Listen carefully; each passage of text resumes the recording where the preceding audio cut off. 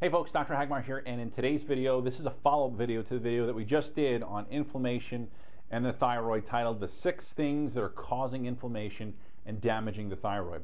Today I want you to know more about the ways inflammation specifically interferes with the thyroid. And so the first one lies in its ability to affect an area of the brain called the pituitary gland. Okay?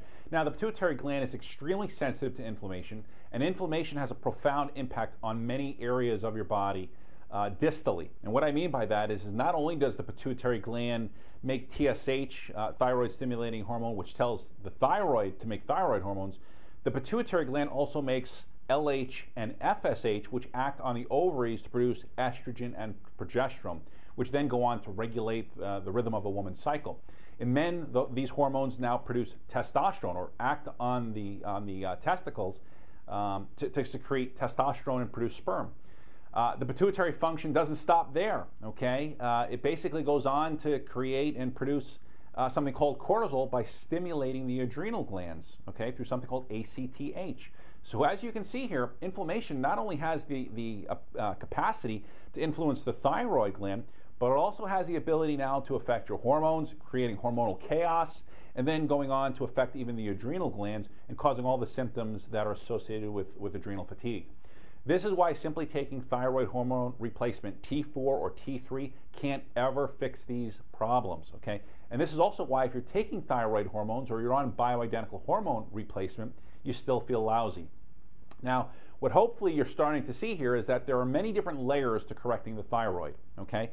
The second way inflammation can interfere with thyroid function lies in its ability to interfere or impact how T4 is converted into T3. Okay, this is what we call thyroid underconversion. Very important.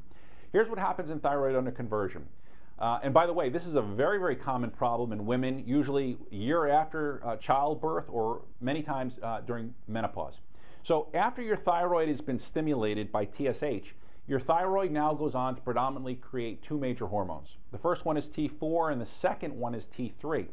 Now, T4 is the inactive form of thyroid hormone, and T3 is the active component to the thyroid hormone. That's the hormone that makes all the magic happen, so to speak, okay? So when you're inflamed, the problem is this inflammation blocks the conversion of how T4 gets converted into T3. And so consequently, none of the magic happens, okay? Consequently, you now suffer with just a long list of low thyroid symptoms. Now, this is extremely common because if you just take a sheer look at the volume of men and women who are actually taking T4 thyroid hormones, like Synthroid or levothyroxine, you're going to notice that an alarmingly large number of these people never feel good. And this is because their body is not converting T4 into T3. So again, throwing more Synthroid at these individuals, which is what is conventionally done, will never ever fix this problem. And in many cases, when you continue to throw more and more hormones at a system or a gland, the gland basically shuts off and doesn't want to listen to those hormones anymore, okay? So the third most common way that inflammation interferes with thyroid function, this is known as thyroid resistance, okay? Now, if you ask your doctor about thyroid resistance, he or she is often going to tell you that it's rare, doesn't happen. Well, part of the reason why it never happens in their office is because rarely do they ever test or look for it, okay? If all your doctor ever tests you for is something called, is a TSH or a T4, perhaps sometimes a free T4, they're always going to miss this pattern, okay? So thyroid resistance is actually very common.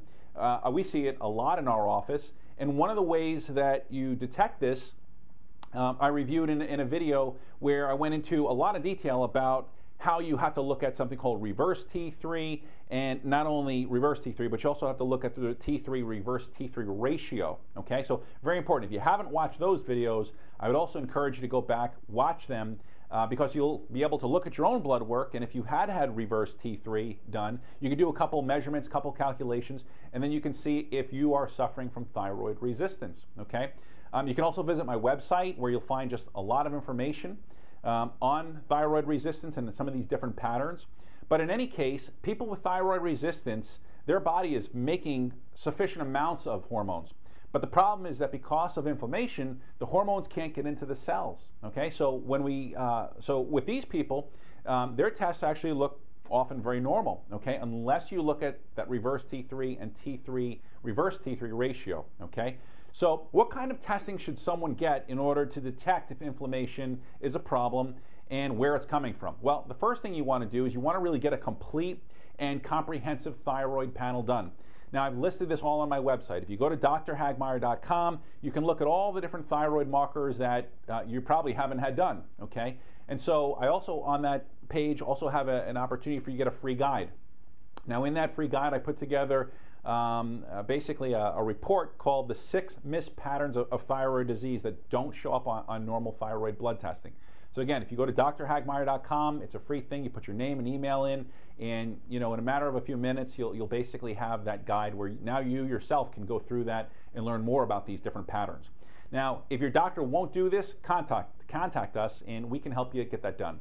Now, the second thing you want to do here is you want to start changing your diet, okay, to the foods that are actually anti-inflammatory, okay? The next couple of things really involves getting properly tested by a doctor who understands the thyroid. Now, each case is different, so the kinds of tests you need may be very different than the kinds of tests that your next door neighbor needs, okay, who is also suffering with that thyroid problem. So again, there's no really cookie cutter approach to do this.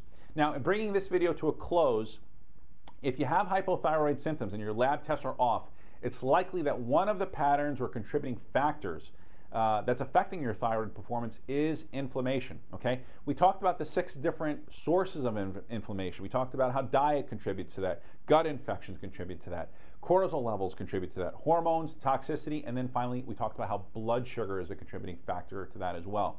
Now, I mentioned several times that it doesn't matter how much T4 thyroid replacement that you take.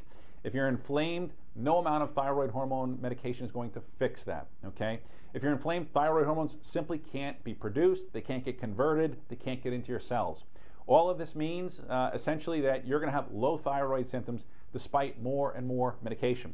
Now, finally, I said at the very beginning of the very first video that I did is that the key to successful treatment of your thyroid starts with an accurate diagnosis, okay? You can't solve the puzzle if you're missing important pieces or layers of this problem. And the reason the standard approach for thyroid disease fails is that it skips this critical step and basically gives the same treatment to everyone regardless of the different causes of their problem. Well, I hope you enjoyed today's video on inflammation and the thyroid. I hope you have a better understanding of how the thyroid can shut down because of inflammation. And lastly, if you haven't headed over to my website to get that free guide on those 6 missed patterns that won't show up on blood work, I strongly encourage you to visit that site, okay? Well, till next time, hope you enjoyed today's video. Take care.